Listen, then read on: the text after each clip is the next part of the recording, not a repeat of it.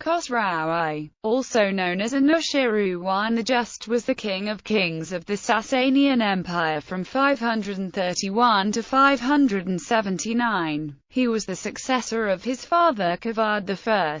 Khosrow I was the 22nd Sasanian emperor of Persia, and one of its most celebrated emperors. He laid the foundations of many cities and opulent palaces, and oversaw the repair of trade roads as well as the building of numerous bridges and dams. His reign is furthermore marked by the numerous wars fought against the Sassanids' neighboring arch-rivals, the Roman-Byzantine Empire, as a part of the already centuries-long-lasting Roman-Persian Wars. The most important wars under his reign were the Lazic War, which was fought over Colchis, and the Byzantine-Sasanian War of 572 to 591. During Khosrow's ambitious reign, art and science flourished in Persia, and the Sasanian Empire reached its peak of glory and prosperity. His rule was preceded by his father's and succeeded by Hormuzd IV. Khosrow Anushirwan is one of the most popular emperors in Iranian culture and literature, and, outside of Iran, his name became, like that of Caesar in the history of Rome, a designation of the Sasanian kings.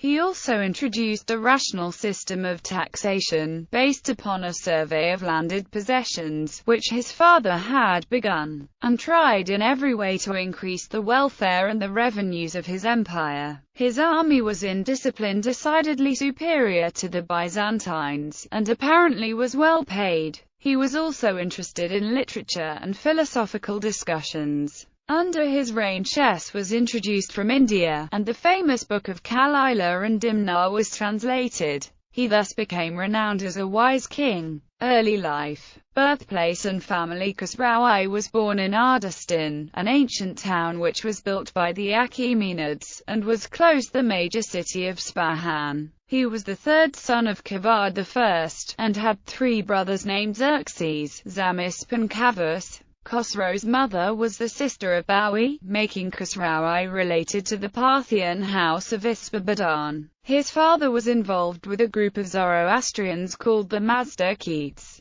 The Mazdakites believed in an egalitarian society, and many lower-class peasants supported the Mazdakite revolution. Kavad, wanting to centralize power by taking power away from the great noble families, supported this movement. In 531, Kavad, while on his deathbed, appointed Khosrow as his successor. War with the Mazdakites. However, upon Kavad's death, the Mazdakites gave their loyalty to Kavad's eldest son, Kavus, while the noble families and the Zoroastrian Magi gave their support to Khosrow I. Khosrow presented himself as an anti-Mazdakite supporter. He, much like his father, believed in a strong centralized government. Khosrow met his brother Kavus in war and defeated him, as well as his Mazdakite followers. Subsequently, Mazdak, as well as a majority of his followers, were executed for his heretical beliefs, and Khosrow took the Sasanian throne. At Khosrow's succession, Byzantium and Sasanian Persia were in open conflict with each other. Neither empire was able to get an advantage of the other, causing Emperor Justinian and King Khosrow to agree on a peace treaty in 531. However, in 531, Bawi, along with other members of the Persian aristocracy, became involved in a conspiracy in which they tried to overthrow Khosrow I and make Kavad, the son of Kavad I's second eldest son, Jarmusp, the king of the Sasanian Empire. Upon learning the plot, Khosrow I executed all his brothers, their offsprings, along with Bawi and the other Persian notables who were involved. Khosrow I also ordered the execution of Kavad, who was still a child, and was away from the court, being raised by Adegaudenbades. Khosrow sent orders to kill Kavad, but Adegaudenbades disobeyed and brought him up in secret, until he was betrayed to the Shah in 541 by his own son, Bahram. Khosrow had him executed, but Kavad, or someone claiming to be him, managed to flee to the Byzantine Empire. In 532, Khosrow and Justinian, emperor of the Eastern Roman Byzantine Empire, concluded Pax Perpetuum, or the eternal peace, in hopes of settling all land disputes between the Romans and Sasanians. Reforms. Summary. Khosrow I represents the epitome of the philosopher king in the Sasanian Empire. Upon his ascension to the throne, Khosrow did not restore power to the feudal nobility or the Magi, but centralized his government. Khosrow's reign is considered to be one of the most successful within the Sasanian Empire. The peace agreement between Rome and Persia in 531 gave Khosrow the chance to consolidate power and focus his attention on internal improvement. His reforms and military campaigns marked a renaissance of the Sasanian Empire, which spread philosophic beliefs as well as trade goods from the Far East to the Far West. The internal reforms under Khosrow were much more important than those on the exterior frontier. The subsequent reforms resulted in the rise of a bureaucratic state at the expense of the great noble families, strengthening the central government and the power of the Shahanshah. The army too was reorganized and tied to the central government rather than local nobility, allowing greater organization, faster mobilization and a far greater cavalry corps. Reforms in taxation provided the empire with stability and a much stronger economy, allowing prolonged military campaigns as well as greater revenues for the bureaucracy. Tax reforms. Khosrow's tax reforms have been praised by several scholars, the most notable of which is F. Orvime. The tax reforms, which were started under Kavad I and completely implemented by Khosrow, strengthened the royal court by a great deal. Prior to Khosrow and Kavad's reigns, a majority of the land was owned by 7 Parthian families: Shauran, Waraz, Karan, Ispabadan, Spandiad, Myron, and Zik. These great landowners enjoyed tax exemptions from the Sasanian Empire, and were tax collectors within their local, provincial areas. With the outbreak of the Mazdakiti Revolution, there was a great uprising of peasants and lower-class citizens who grabbed large portions of land under egalitarian values. As a result of this, there was great confusion on land possession and ownership.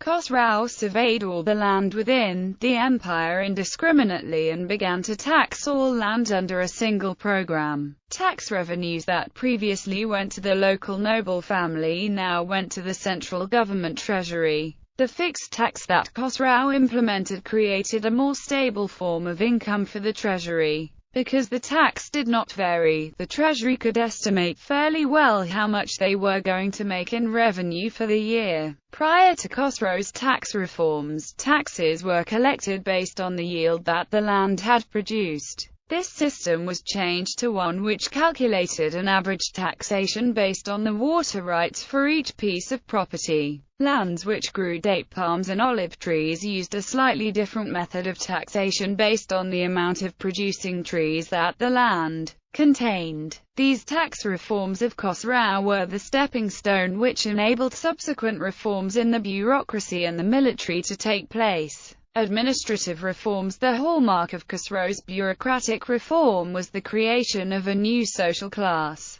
Before, the Sasanian Empire consisted of only 3 social classes: Magi, nobles, and peasants, commoners. Khosrow added a 4th class to this hierarchy between the nobles and the peasants, called the Deghans. The Deghans were small land-owning citizens of the Sasanian Empire and were considered lower nobility. Khosrow promoted honest government officials based on trust and honesty, rather than corrupt nobles and Magi. The small land-owning Deghans were favored over the high nobles because they tended to be more trustworthy and owned their loyalty to the Shafa. Their position in the bureaucracy. The rise of Deghans became the backbone of the empire because they were now held the majority of land and positions in local and provincial administration. The reduction of power of the great families helped to improve the empire. This was because previously, each great family ruled a large chunk of land and each had their own king. The name Shahanshah, meaning king of kings,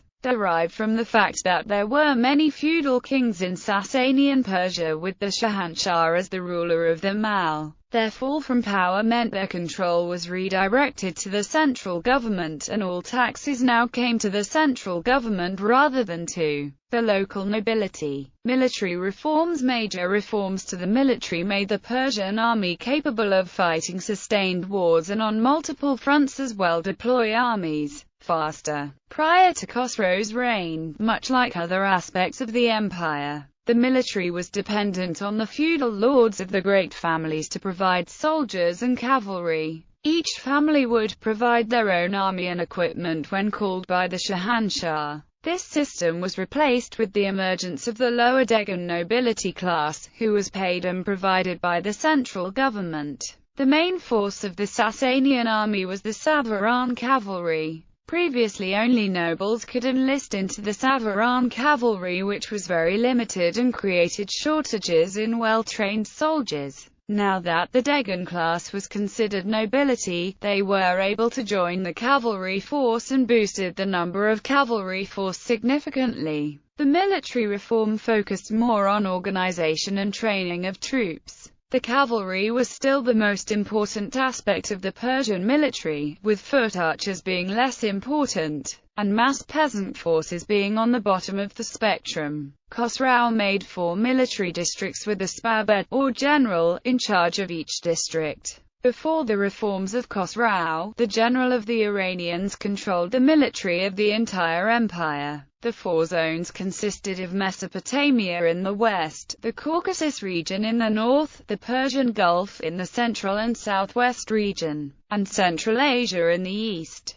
This new quadripartition of the empire not only created a more efficient military system but also administration of a vast, multi-regional, multicultural, and multiracial empire. Equipment. During Khosrow's reign, a list for equipment for the cavalry was written. The list comprised a helmet, a gorget, a chainmail shirt, a lamella coat or cuirass, leg armor, gauntlets, sword, shield, 2 bows with spare strings, 30 arrows, axe or mace, and horse armor. Sasanian bully showing the 4 spabeds show that horses were still fully armored during this period and heavy cavalry tactics were still used by the Sasanian cavalry. It is highly likely that the stirrup had been introduced to the Sasanian cavalry 2 centuries before Khosrow's reforms, and a stirruped foot position can be seen on the Sasanian bullion at Taki Bostan. The image of Khosrow I at Taki Bostan shows a different style of armor and equipment. Khosrow is shown wearing a helmet with a chainmail veil, and a chainmail shirt.